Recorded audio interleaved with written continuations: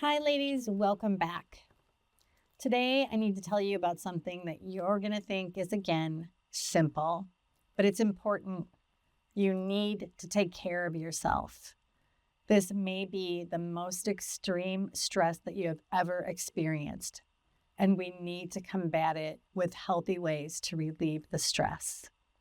So, something you might think is a silly idea that saved me: a weighted blanket. The heaviness of this blanket mimics being held in person.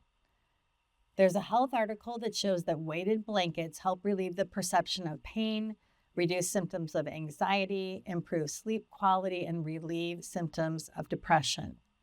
Of course, this isn't an advertisement for weighted blankets, but it's a great example of something that you can get to help you feel better when you need it. There are so many examples of other things that you should do to be taking care of yourself. But how about a basic shower or bath? That's a really good start. And some of you may not even want to do that. If you don't, just think about maybe splashing some water on your face, or maybe just taking a warm shower. You're going to say, this lady's telling me to take a shower and maybe put on lotion and everything's going to be better. No, I'm not telling you that. You're going to take a shower and maybe nothing's going to be better, but at least you've taken a step toward caring for yourself. And that is the beginning of something, and something is better than nothing. There are people that need you to take care of yourself.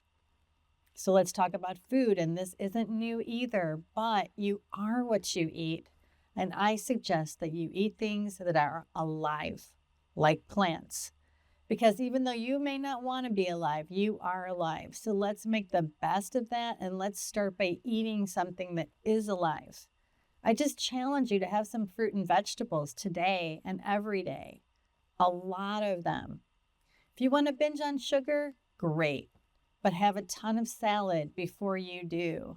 And here are two miracle foods: arugula and lentils. And now there I go again, telling you that if you eat arugula, everything's going to be fine.